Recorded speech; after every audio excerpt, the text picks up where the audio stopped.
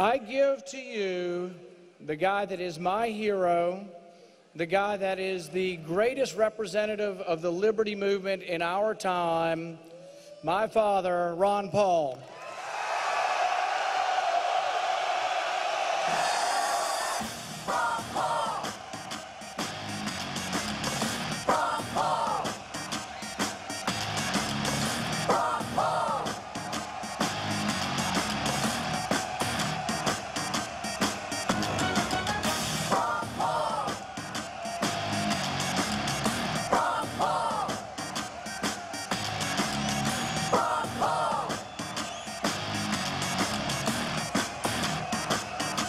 Thank you very much.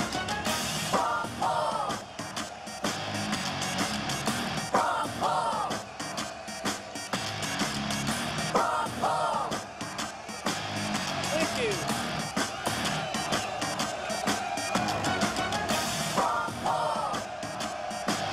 Thank you, everybody. Thank you very much. Thank you.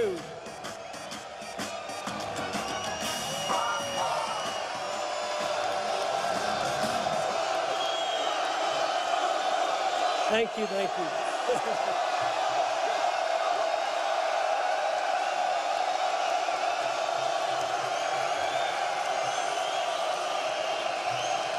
Thanks. Thank you. So nice.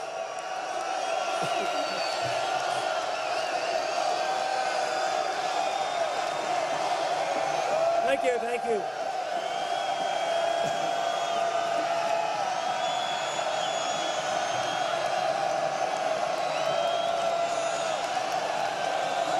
Okay, enough.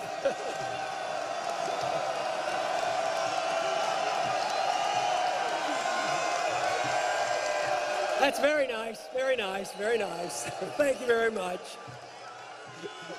Is there anything left for me to say?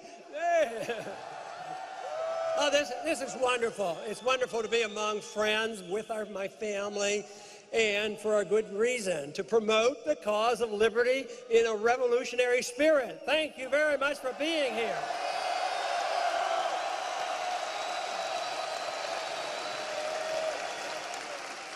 I have to tell you, though, I was pretty worried the early part of this week. Saw a couple of bad articles.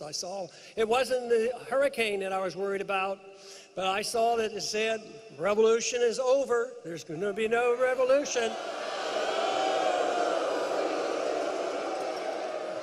Major paper in Washington, D.C., they said, the revolution will not be happening. Don't they only wish?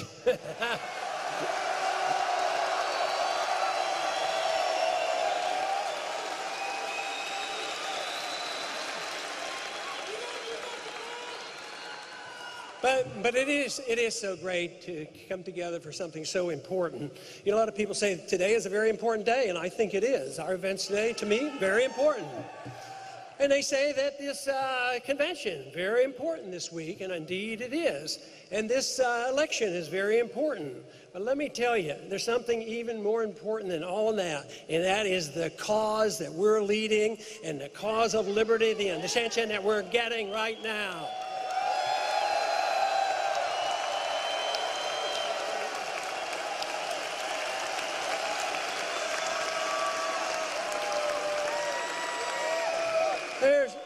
There's been a lot of talk about whether or not I would get to speak at the convention.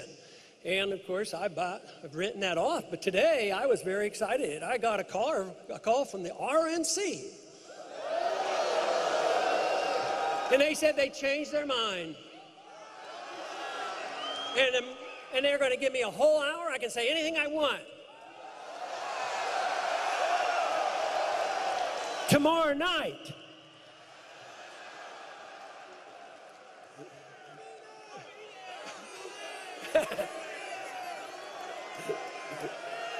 Just kidding, just kidding. First off, I really want to recognize our delegates, hundreds. I don't know how many, but thank you, thank you.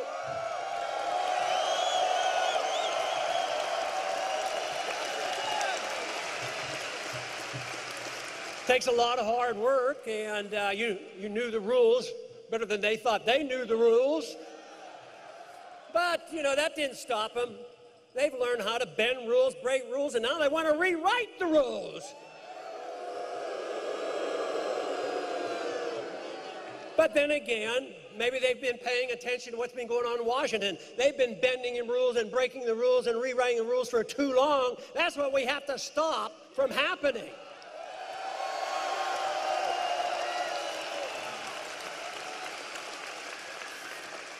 You know, the people at the convention were worried just how much trouble we would cause, and you generally have known what my advice is. Just stopping something for the sake of stopping doesn't achieve a whole lot, so I've been a little bit cautious.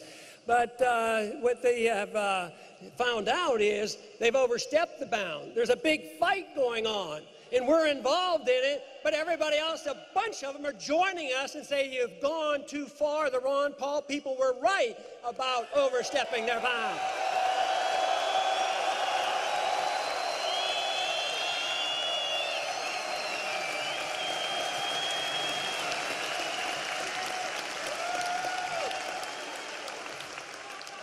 You know, it's just been great, the experience I've had these last 5 years, and it's been a very important time, not only for me personally, but I think for the attention that we're getting. Now, I have received a lot of compliments about it and given some credit about it, but I tell you what, it takes you, it takes a lot of other people. There's been a lot of things going on for decades, and it's coming about. It's coming about. Not so much, not only because I believe we're right on the issues, but what is coming out right now is proof positive that their philosophy of government, whether it's foreign policy, monetary policy, or economic policy, is failing, and they need something different.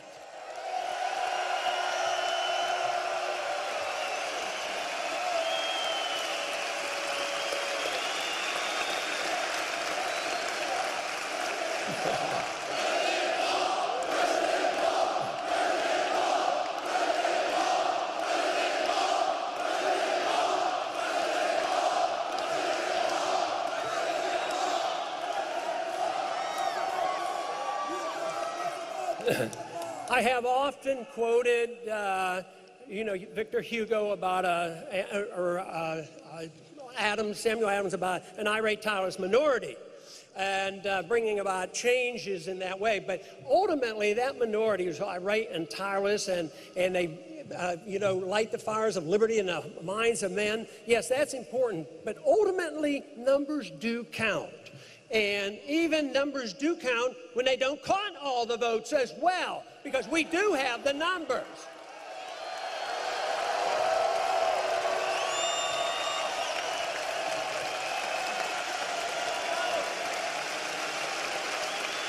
But those who promote ideas ultimately have to have an influence on the prevailing attitudes of the people.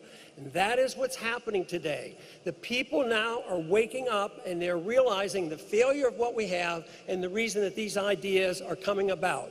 Now, in this primary, we had close to 2 million votes. They say, oh, yeah, there's 2 million votes. That doesn't swing an election, da-da-da. You know, it's no big deal. But guess what? For every vote that we got in the primary, let me tell you, just from my personal experience of traveling around the country and meeting people at airports and wherever, the support out there is much, much greater, and they don't feel comfortable coming to a Republican primary. So the support there, I would say, to be 2 or 3 times as much as the number of votes we got in the primary.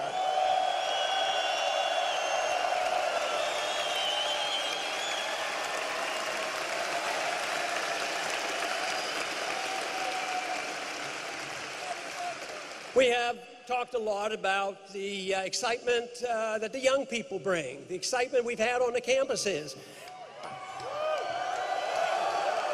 I asked somebody on the staff after the last campaign event on a college campus, I said, how many campuses did I go to?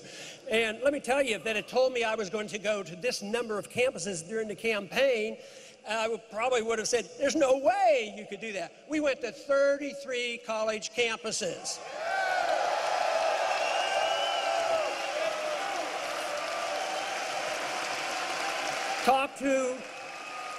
talked to close to 150,000 young people, enthusiastic. Were they the conservative college campuses, or were they the liberal college campuses? No, they were all the college campuses. They welcomed us.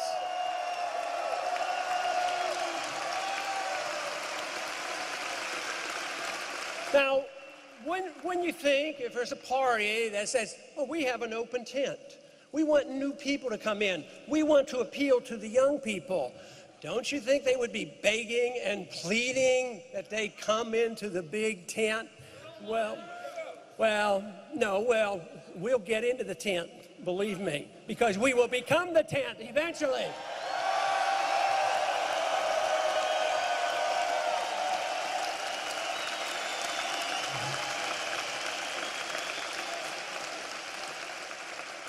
Once they know we are the future, they will know about this.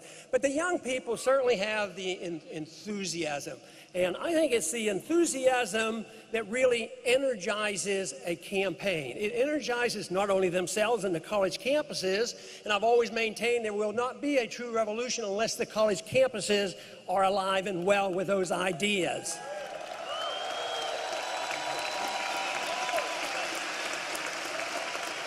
But there has been so many times that the young people, not only those of voting age, but sometimes 13 and 14 and 15, they bring their parents to the office and have them converted into believing and understanding about what liberty is all about.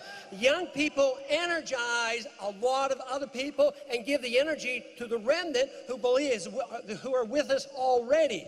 So this to me is exciting with the energy that we have. It seems to me that they would be begging and pleading for us to come into the party.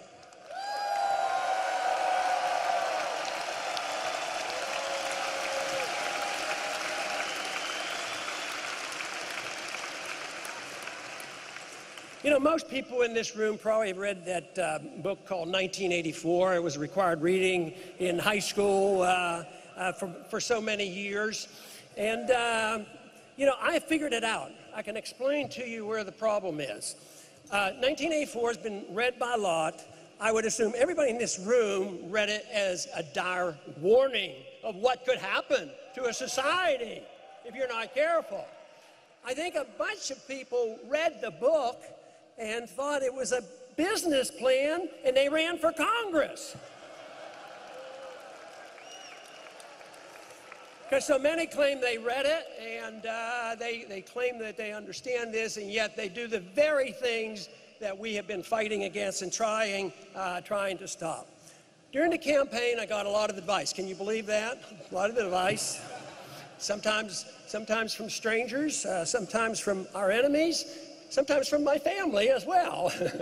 But no, but the advice that came up from the very well-meaning individuals who were in the category of maybe mainstream Republican.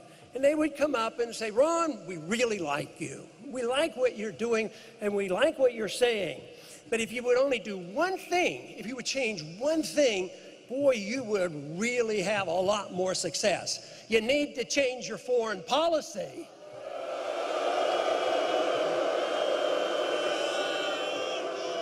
And of course, if I didn't have the policy that I do have, I don't believe we would be here tonight.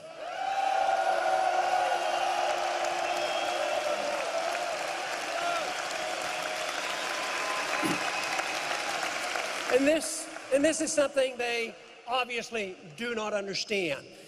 Those who do understand it fear it because of the powerful special interests behind a foreign policy of intervention in the military-industrial complex. So it's complex, but they strongly resent this. But it was mentioned already today. I have mentioned it before, but I think it's the best test of my support coming from, more so than anybody else, from the military for our foreign policy.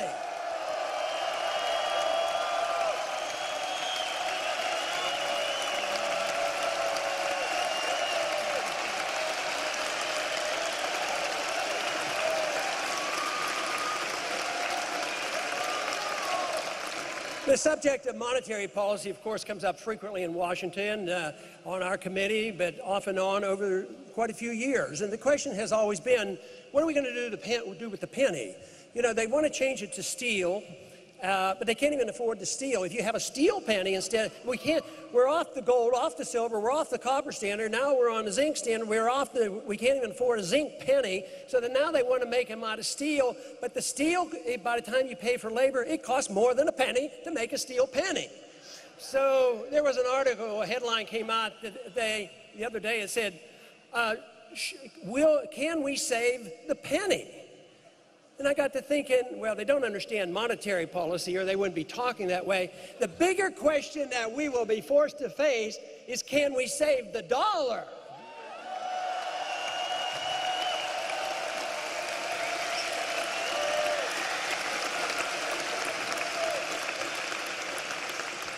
There was a bill passed not too long ago, and as you could guess, I voted against it, and that's that Dodd-Frank bill. Did you ever hear of that monster? In that bill, they gave more power to the Federal Reserve. They created a board, a Consumer Financial Protection Bureau, protect all the consumers. So they were given a task here a couple of months ago, and it was designed to make things more efficient. That's why this story will tell you why efficiency is not the answer to our problems. We don't want more efficient government. We want to get the government out of the business that they're not supposed to be doing.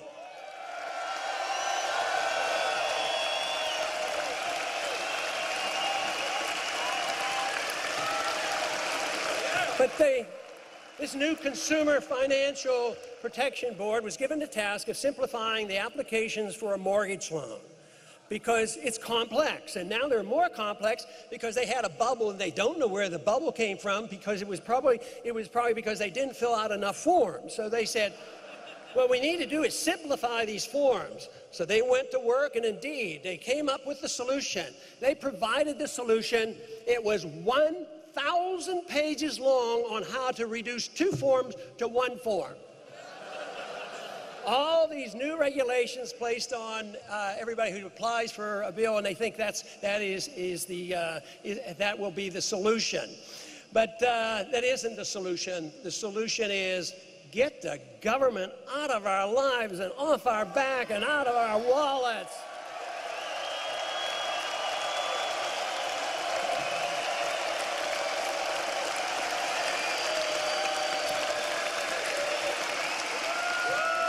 Now, if we are serious, and when we have the clout, what we do is we don't tinker around with 1,000 pages to simplify things. What we do is we repeal Dodd-Frank is what we do.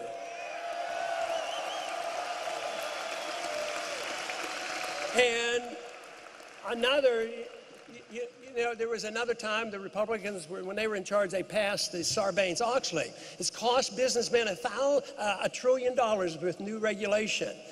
But that was when the conservatives were in charge. So when we're getting rid of Dodd-Frank, we get rid of Sarbanes-Oxley as well.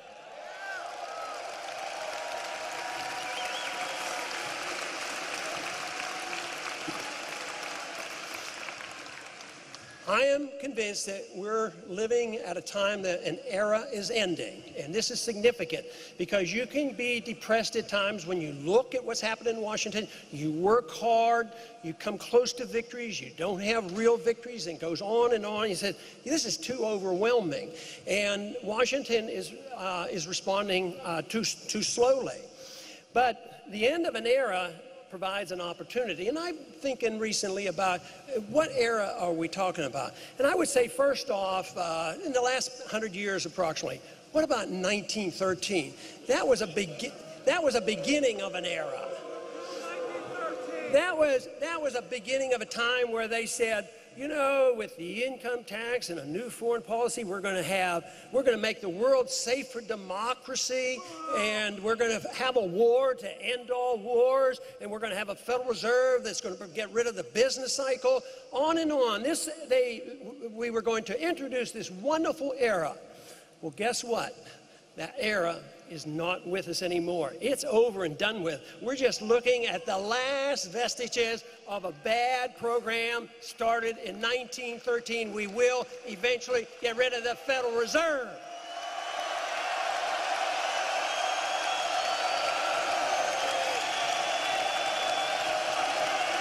End it. End it.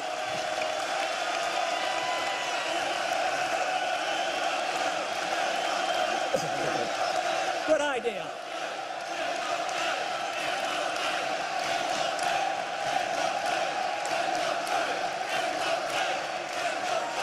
Also at approximately that same time, something else was started, and that was the domination or the oncoming of communism, 1917. The Bolsheviks taking over, and communism was a panacea. It was all done with good intentions. You take care of the people, all those wonderful promises. Well, communism lasted 74 years. It dissipated between 1989 and 1991.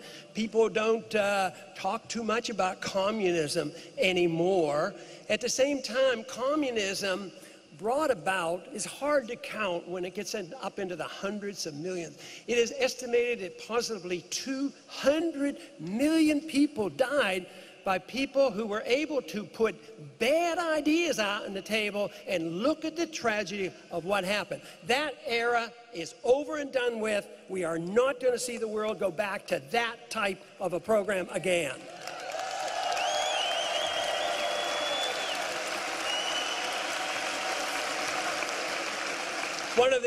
One of the books that impressed me when I was still in medical school was Dr. Zhivago. And I remember one line in there when Laura was talking to Zhivago, and things were very, very bad during the revolution. And she says to Zhivago, "What a terrible time to be alive." And she was absolutely right, anticipating just what was coming. But I think things are different now. I don't think we should be as depressed. We have more knowledge now than ever before.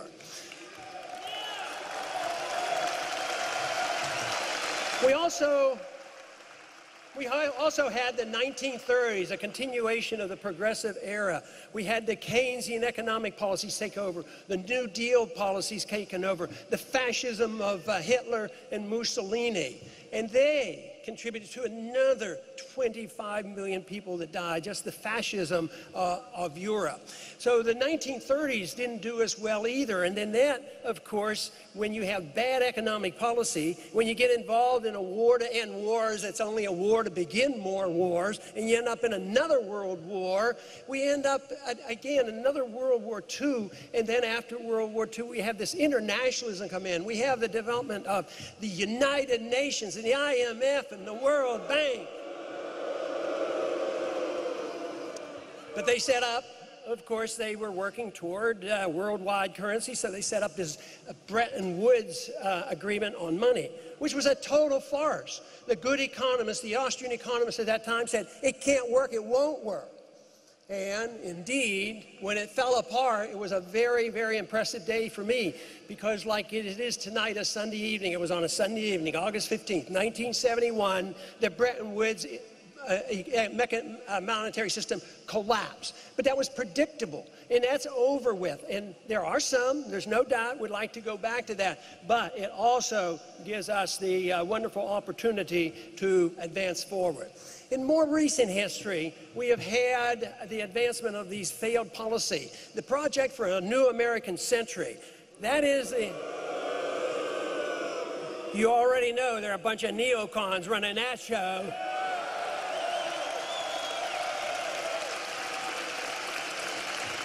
They actually opened up an office in 1997. They closed their office in 2006. That doesn't mean they're gone, and that doesn't mean they're not influencing most of the politicians in Washington, but believe me, they're losing steam. Right now, the wars that have been fought in these 10 last years has given us $4 trillion worth of debt, are unpopular, we can't afford them, the American people want us out, and they want to bring the troops home.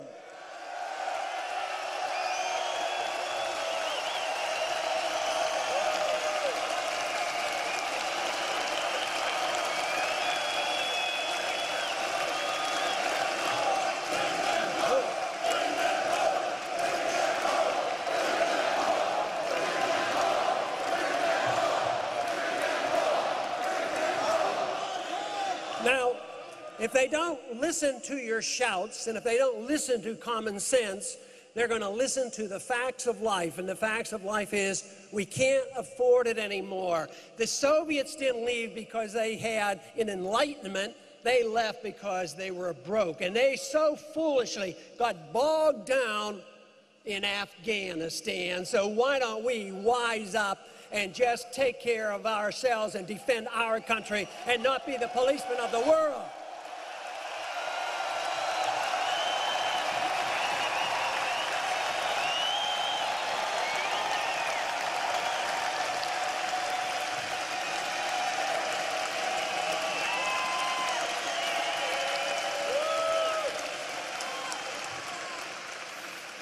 These conditions that have been developing for the past 100 years, and now we're in the midst of a change, providing an opportunity for a revolution towards liberty.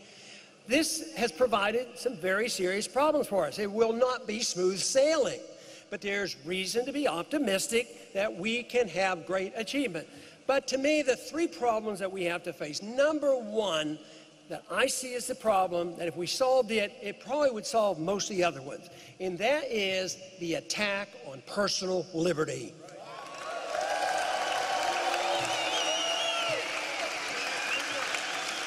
If people truly understood what personal liberty means, that you have self-ownership, that you have a natural God-given right to your life, therefore you have a right to your liberty, and we defend all life and all liberty regardless of our judgment about how people are using that liberty, then we would have the natural sequence of saying, if that is the case, you have a natural right to keep the fruits of your labor, and all of it.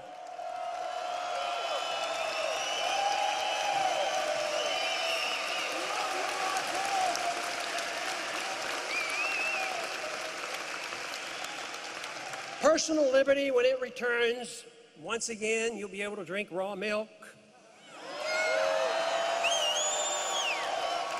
You'll be able to make rope out of hemp.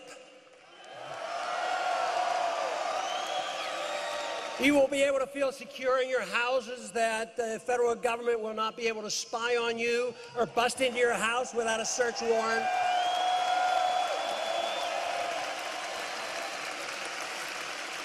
You will be allowed, without a government permit, to buy nutritional products when you please and what you please.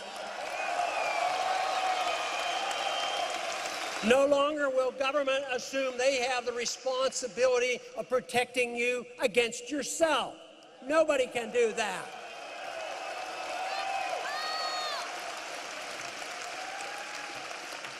The emphasis will no longer be on economic and personal security. The government will take care of us, but it will be emphasizing the government is there to protect our liberty.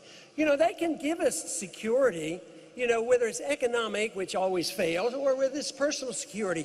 But you will become, if the government said we can provide you perfect security, isn't that what we do with animals that we breed to raise up and eat? I mean, this is what happens. They're secure. You put them in cages, or you put them in fields, you fatten them up, you take care of them. They have all the food they want and the best nutrition until it's time to butcher. And this is safe. So what you want is liberty. You don't want this false sense of security that governments cannot give you.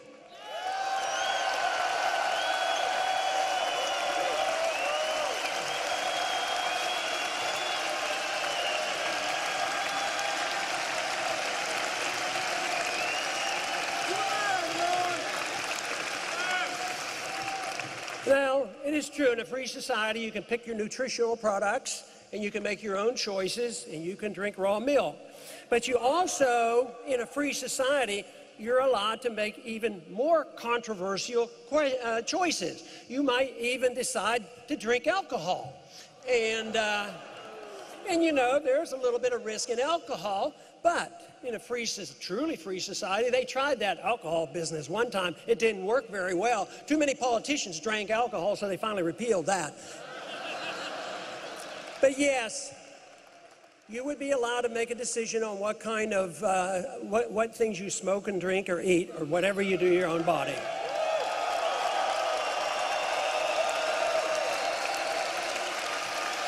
Now, course, the argument is what would happen to the world if they had freedom of choice to imbibe drugs and all these dangerous things? Well, why don't you go back and look at early American history up to about 1938 and find out how many people were using these drugs in the 19th century.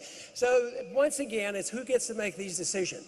But the hardest thing for some people to accept, both liberals and conservatives, on this issue of tolerance of your freedom. Yes, we want you to have your freedom. We want you to make your own choices, and we're not going to tell you that you can't make bad choices. People say, well, doesn't that mean you endorse it? What if people drink too much or smoke too much into making their own choices? Well, there's one rule. They have to assume the consequences of their actions totally and completely.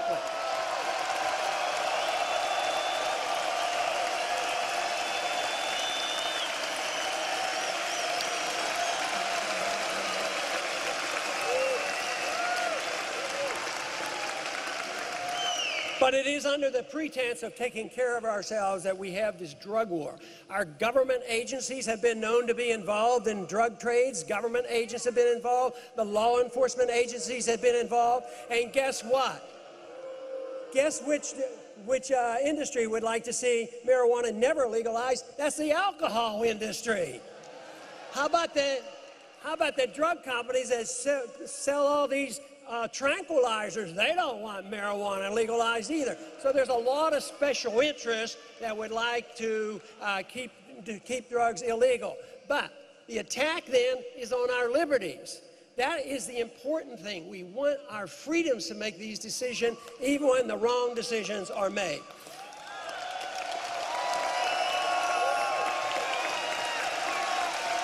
Now,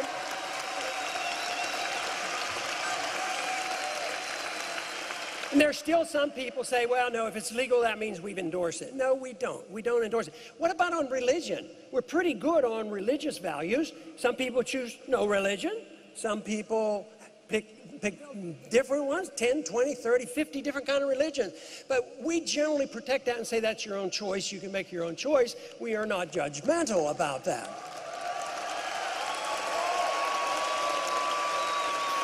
And we're pretty good, but we're getting, we're getting sloppy on it to protect your intellectual freedoms. Now that they want to regulate the internet and arrest people for saying things, this is where we're going to have to be very careful, because when the state feels like they're under attack, probably the first freedom they get rid of is freedom of speech. Ideas, spreading ideas. That is why our ideological revolution has to pursue, and it has to pursue quickly before they take away our ability to communicate. But it's the ideas that changes the world, so that is why the First Amendment is so crucially important.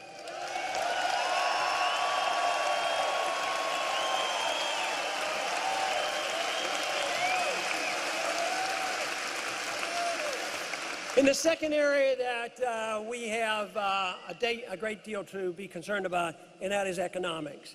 We're in an economic mess. It's very, very bad. I am convinced it's worse than anything that we faced, worse than the Great Depression, worse than when we're in major wars, because the fundamentals, the foundation of our economic system, the understanding of property rights, the understanding of monetary policy has so eroded that the bubble that still exists is so huge, and it's worldwide.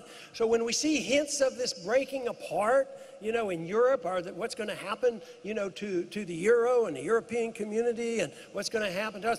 Well, generally so far, with our Federal Reserve and our Treasury, and so far our Congress, it says, well, we better be in Europe because our bank's over there, and we don't want to let everybody fail, so we have to keep bailing them out. And I would say that eventually is going to bring the downfall of the dollar and the downfall of the economy, which means that there will be more excuses for them to crack the whip and crack down on our civil liberties. This is why understanding civil liberties, individual rights, are so crucial in tying it in to monetary policy and property rights, because we cannot allow that to happen.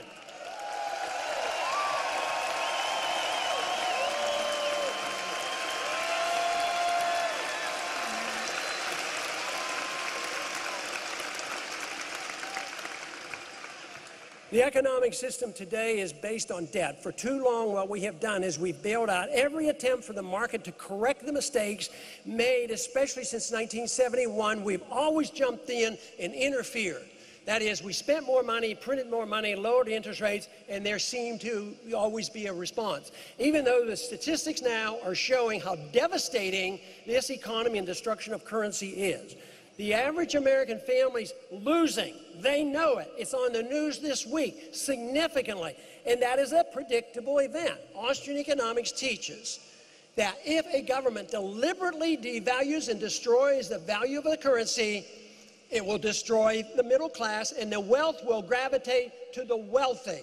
That is the reason monetary policy is important, and the reason that ultimately we get rid of the Fed.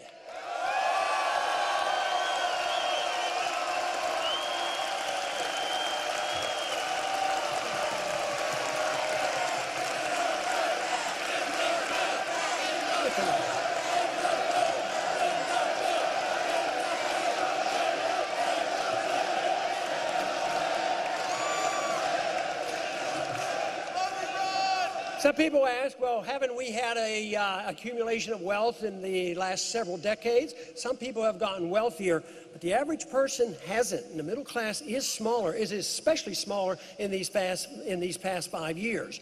So you print money, and even if they get a GDP to go up, it's represented by the government spending more money on cruise missiles or something. And that doesn't help you. It doesn't help your income. It doesn't help keep prices down. It doesn't help you one bit. And it is so destructive because when the trouble comes and the Fed say, we are all wise, we know what interest rates should be, we know what the cost of money should be, and therefore we're going to make it free. And guess who qualifies? The big banks. And they get free money and they loan it back to the governments, and they buy the bonds, finance the political system, and they make a lot of money. But what happens to the average person who decides they need to be frugal? Times are tough. Spend less, save more, be prepared, take care of ourselves, act responsibly. Guess what? Instead of getting a market rate of interest, which very well could be 5, 6, 7, 8%, they get 1% or nothing. So it is so unfair, and once again, it is biased against the people, protects the big banks, the big corporations, and the politicians.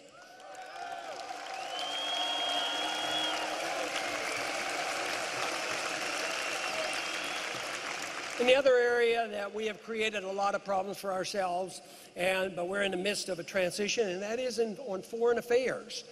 We're spread too far around the world. We're in 140 countries. We have 900 bases. They're preparing right now to go into Syria, and it probably won't be too long that we may well be in Iran. We don't need another war. We need less wars, and we need to quit.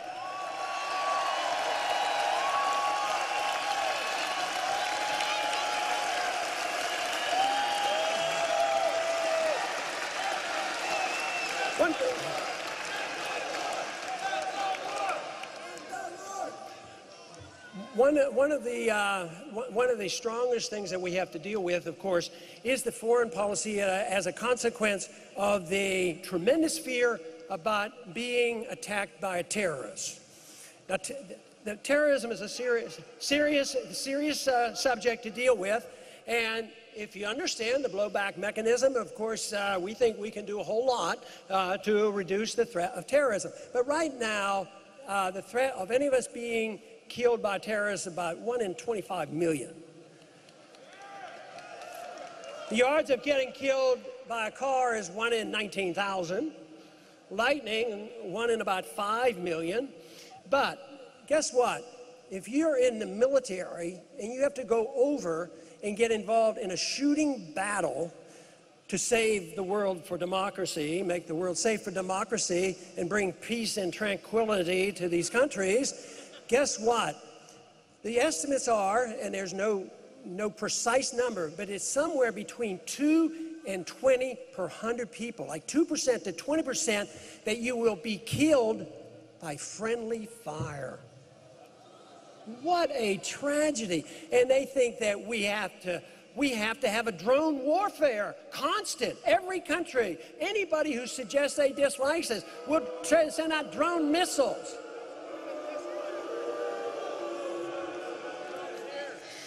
And guess what? That does not win friends. It does not help us in any way whatsoever. It has been said that they were very pleased that we were over there. It was much easier killing us over there than needing to come over here where the Second Amendment is still alive and well.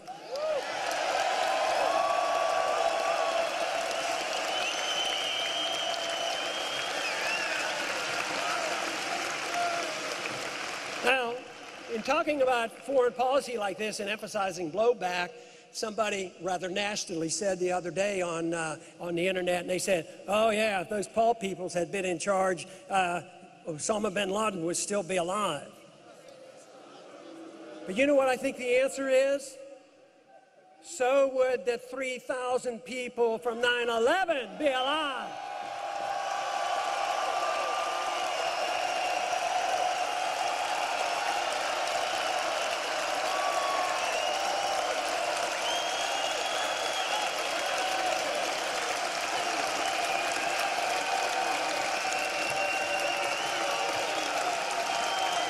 And so would the 8,500 Americans who were killed in Iraq and Afghanistan. They would be alive as well.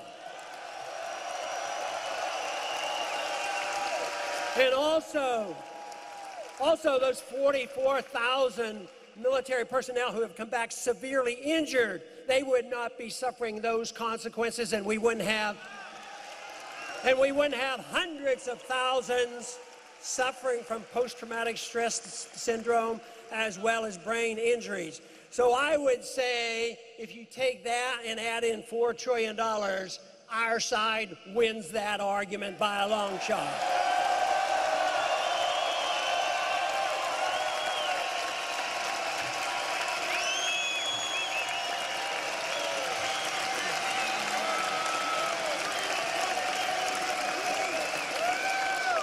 Of course, if we had our way and we removed these dangers, of course, a president would not be able to assassinate anybody, especially never an American citizen.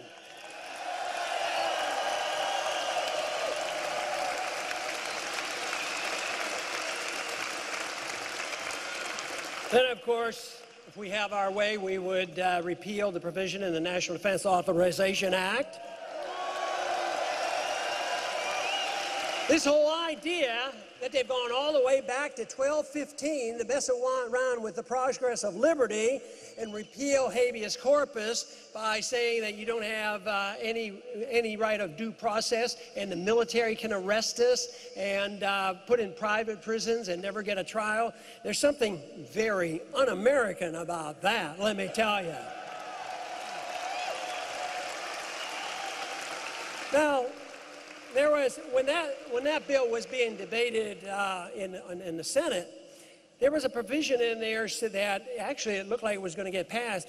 The provision said that if we as an American citizen were arrested and we were tried and found innocent in a jury trial, they still claimed that they could put us away forever and held indefinitely in detention after finding it. But it didn't get that bad. It's still bad, but there was a senator, I can't think of his name, I think he was from Kentucky, and he was able to stop that. Once it got out on the table, they said, oh, we didn't know that was in there. Of course, that's always possible because they don't have the vaguest idea what they're voting on most of the time.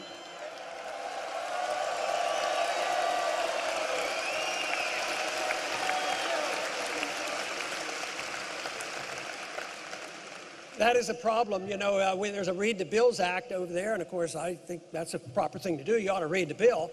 But, you know, I have to admit, I haven't read all those bills. I mean, if they're 1,000 pages long, my staff has good instructions. They say they have an easy job. They say all they have to do is show me if it's unconstitutional. So a lot of times they only have to read the first page.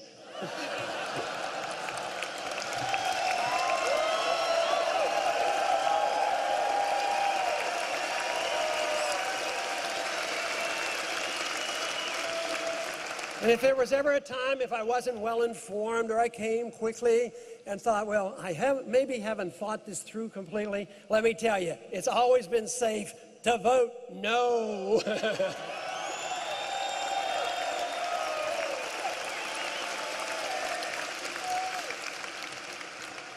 You know, I think the important thing that we know in this room, and the growing number of Americans are realizing, that the worst thing we can do is remain silent.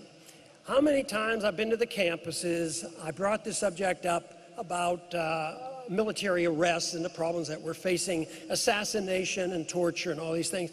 And I said, but how many times have you read it or heard about it on the evening news? I mean, it's almost like there's a silence out there. But early on in the campaign, I would bring up, I'd just sort of say, well, let me tell you a little bit about NDAA, and I would think I had to fully explain it. But as soon as I said NDAA, the people in the audience, they were outraged about it, which means we're not silent, we know about it, but we have to get around the system which will not report on it because they're part of the problem. They're part of the military-industrial complex.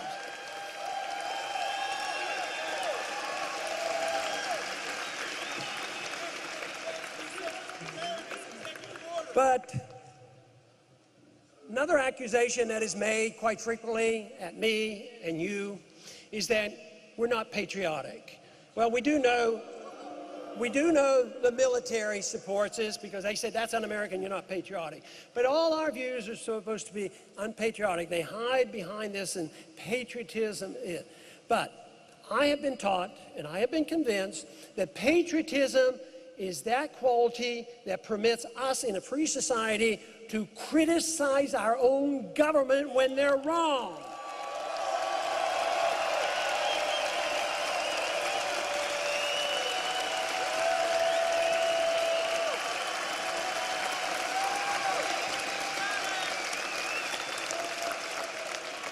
This is why I have a soft spot in my heart for whistleblowers.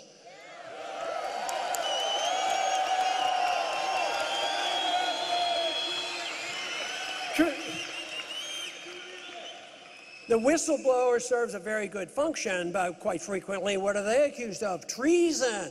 Why are they doing this? Why are they releasing this information? So, Bradley Manning, you know.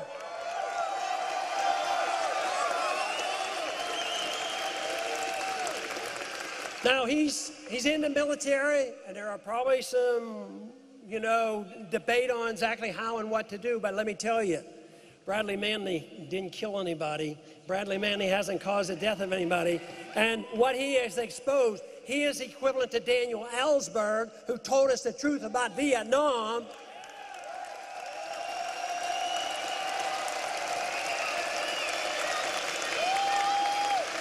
And when Daniel Ellsberg was under the gun, the government wanted to crack down on the exposure on the New York Times. The New York Times, you know, printed the material that Ellsberg released, and that went to the Supreme Court. And Ellsberg did not go to prison. It was upheld, and New York Times did not suffer either the consequence of this. So we're at this point, but just think right now, I'm afraid that if we took a poll across the country, and they say, should we try Assange for treason? But most Americans are going to say, oh yes, he's a bad guy. He's telling us all these secrets. But guess what? He's an Australian citizen. And you read about it all the time. That's try him for treason and bring him to the United States. So we have so much power and clout, even Sweden is submitting to saying, well, if he gets here, we'll drum up some false charges and we'll send him over to the United States so he can have a fair trial. But those are the kind of things, those are the problems that we need to worry about, that we need to be concerned about, but they're also the kind of things that we can reverse, and that should be our goal, to change this, to know what a free society is all about, to know where we are and what we need to do. We don't have to invent it. We've had a good taste of it. We don't have to go back to a static period in the 19th century because there were a lot of problems. Even the gold standard can be improved upon. So we want to advance the cause. I think the cause of individual liberty actually started in 1215. It got a tremendous boost with our revolution and our Constitution. But we don't want to say we're going back. The people who want tyranny, want big government, that's what is ancient, and that is what we should worry about. They're the ones who want to go back to the Dark Ages.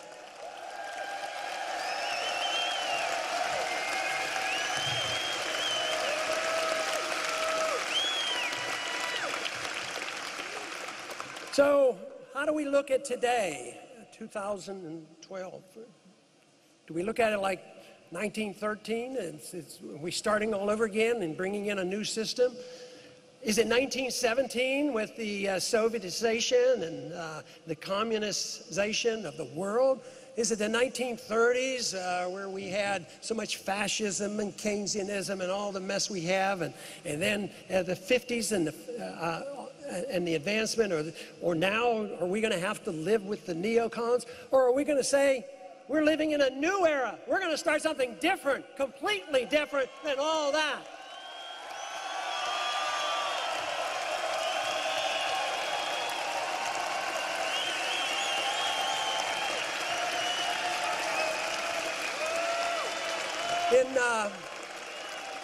In 1935, Sinclair Lewis wrote a novel, It Can't Happen Here.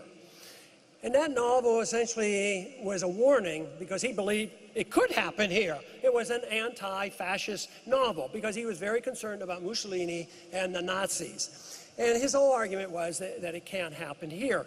But I would like to turn that around and say it can happen here. What can happen here, though, not in the negative sense, there can happen that we can reverse this. If we don't believe it can happen, it won't have a prayer of a chance. We can turn it around if we put the work and effort into it.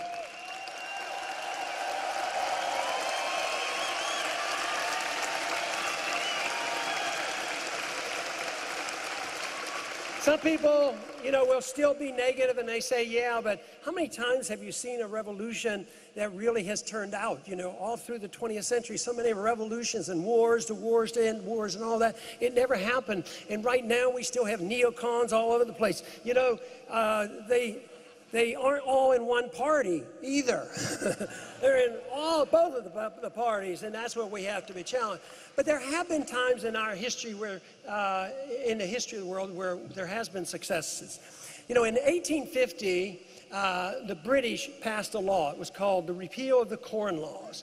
And it was an introduction into free market economics, repealing, mercantilism and protectionism, and ushered in the age of the Industrial Revolution. And it was a difficult time. Peel, who was the representative, had this passed. He worked for many, many years, and it was finally passed. And it was smoothly. There were a lot of special interests involved, but it worked. It was smoothly, and they transitioned from mercantilism into a much better system. In 1919, they decided in this country that we were going to take care of the American people to make sure the American people's habits were wise and frugal. And so they passed this prohibition of alcohol. And it was an absurdity. It didn't work. But what happened by the early 1930s? By 1933, the people rose up and said, this is ridiculous. Prohibition is bad. And they repealed prohibition.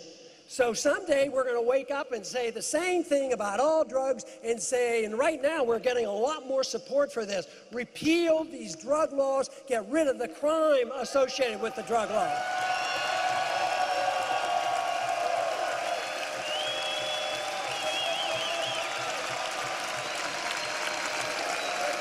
In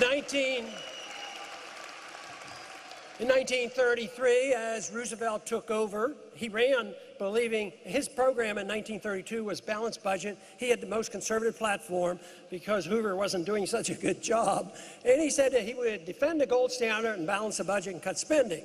Well, that didn't exactly happen because the first thing he did was made it illegal for an American citizen to own gold. I mean, that really told you something about what was happening.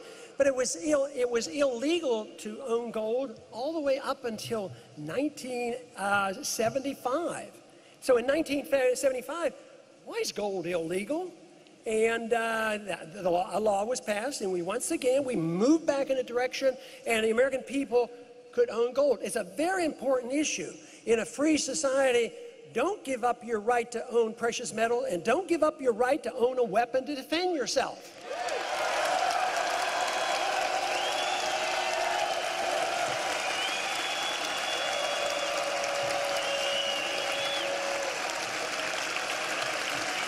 But then we even made a little more progress because we had not minted any gold coins since the early 1930s.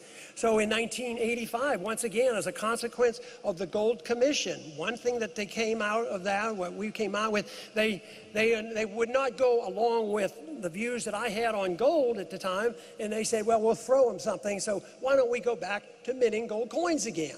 Far from imperfect, not a gold standard, but it was a big thing. It was a big deal for us to take something minted. It was one of the few constitutional authorities that we have to mint gold and silver coins. So that was restored in 1985. Point being is that it isn't inexorable that we move in the wrong direction. We can start moving in the other direction.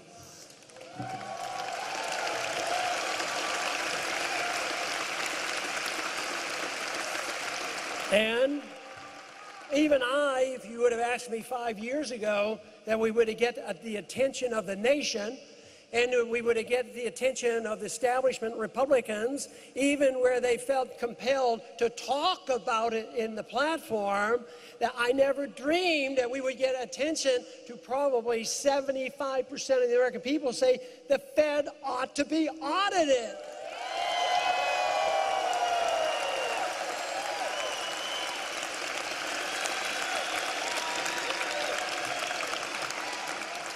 So what is our big challenge? The big challenge is can we restore natural rights, God-given rights to our people so that we emphasize the fact that return of liberty can solve so many of our problems. Economic policies means private property, contract rights, gold standard, and get the government out of this business of regulating. The market and property rights regulates quite well. Under those conditions, guess what happens in a free market? They say there'll be no regulations. No, the regulation is if you go bankrupt and you don't get bailed out by the government.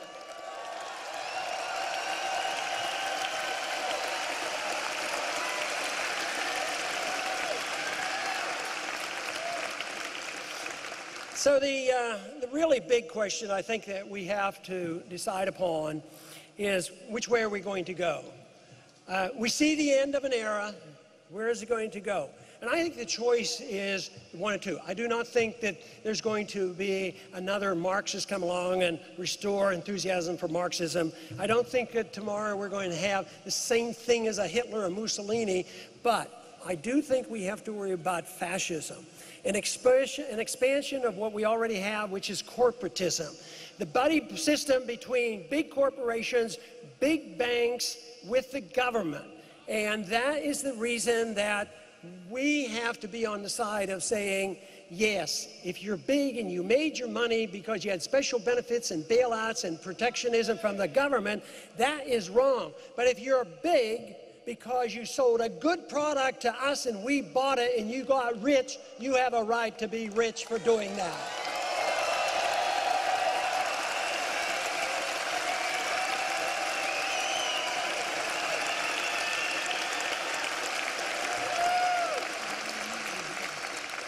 We do know that ideas do have consequences, and an idea, as I've often said, as time has come, can't be stopped. I really believe we're here. I think we're here.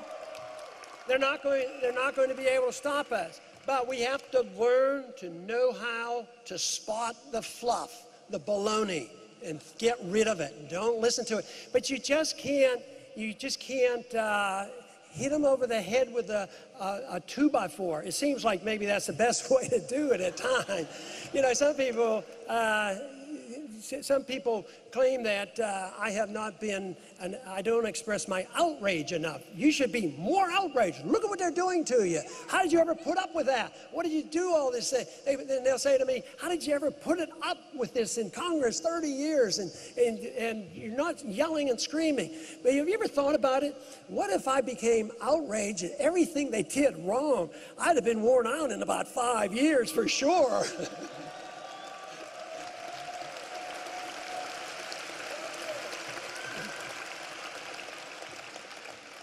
But we do need to sort it out. We do need to know the good ideas from the bad ideas. We do need to persuade people. And politics plays a role in this. And I feel very blessed that I was able to be a professional person, practice medicine, which my wife describes as something I loved and I did. One of the reasons why I went back to my practice after being in Washington for 6-7 years. And politics is something that is beneficial if I had not run for Congress. And I consider there's a lot of luck in politics and winning a seat. And I don't think there's any luck in taking your positions. I think that is a freedom of choice and you make those decisions. So, but anyways, being in the right place in the right time has a lot to do with it. But I think every one of us has a responsibility because people in an audience like this know and understand the problem. You have more insight than essentially almost everybody in Washington. And I guess that's no challenge. But the difficult task is you have more responsibility. And you say, and a lot of people say, well, and even in the introductions today, they talk about sacrifice. I don't think for a minute I sacrifice anything. I do it out of self-interest. I do it because I think it's good for me.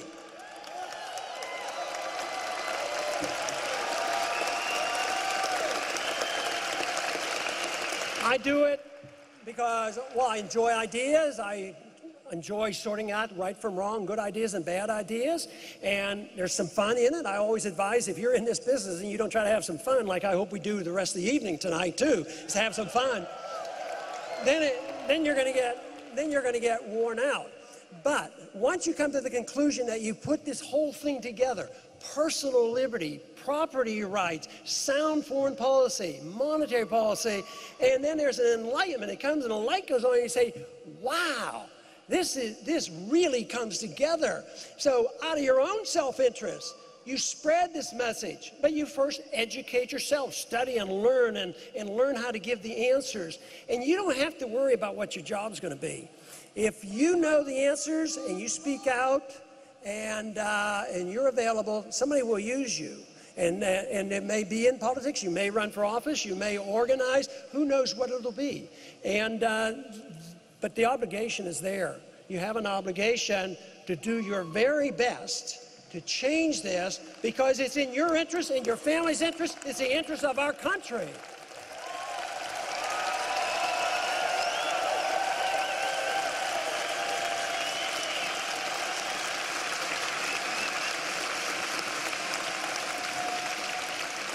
When we do this, we have to aim high. We have to be very idealistic.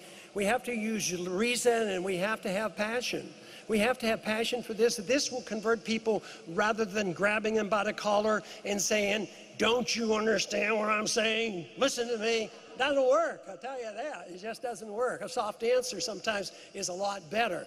A soft answer in Washington doesn't seem to help too much, but when you're persuading your friends, soft answers and discussion is a good way to convince people. This whole idea of describing it as a one unit, that you don't have economic freedom and personal liberty and they're separate, no, it's all one issue. And also, if they get very confused and they say, well, I don't quite understand that, just tell them, freedom is popular. That's the reason.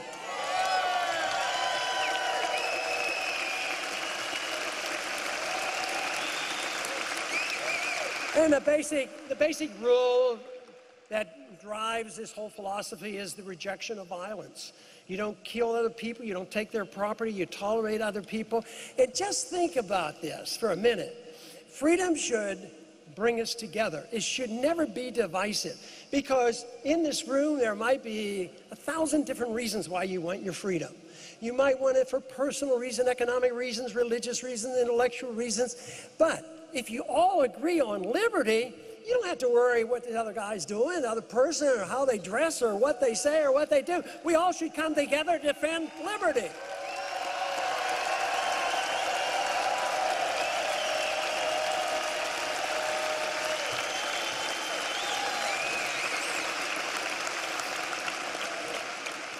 Giving up this initiation of force or violence is very important. I mean, we live with a lot of violence, state violence, police violence, individual violence, and we're in a very violent culture.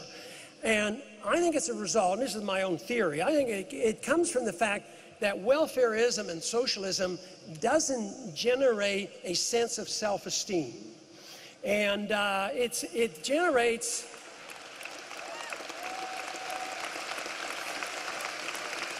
Instead of generating an understanding and enjoyment of liberty, it generates this idea that somebody owes me something. And this is very negative. And then I think self-esteem comes from production, where you feel good about yourself, that you did something.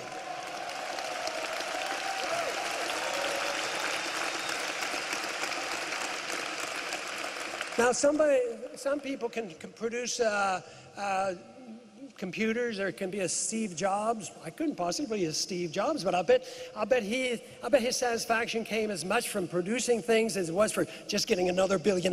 You know, I don't think that's it. It is self-esteem and confidence. But everybody's self-esteem and confidence from producing comes differently. It might be raising a family. It might be doing your job well. You know, you're doing your job well. Various ways. But the self-esteem, to me, seems to be so important. I am convinced that when people lose their self-esteem, they're more likely to do violence to others because they don't even have enough respect for themselves. So injuring others doesn't matter.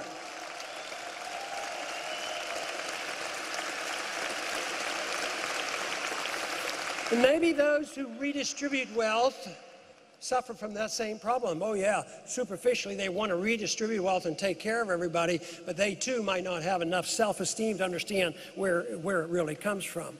My personal goal with my politics and my personal life is that a free society provides me an opportunity to seek virtue and excellence. And that should be a personal goal. And in doing that, it is better done in a free society.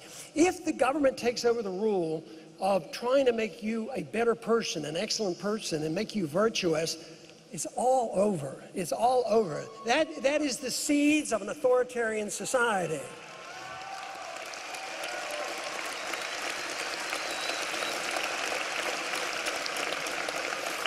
So instead of seeing this as a continuation of an era of the 20th century that gave us so much death and destruction and undermining of our liberties and conditions today that are so dangerous, let us think that we are now moving into a new era where we're going to concentrate on liberty and freedom and property and peace. I believe that is the cause that we should lead, and I thank you very much for being part of it. Thank you.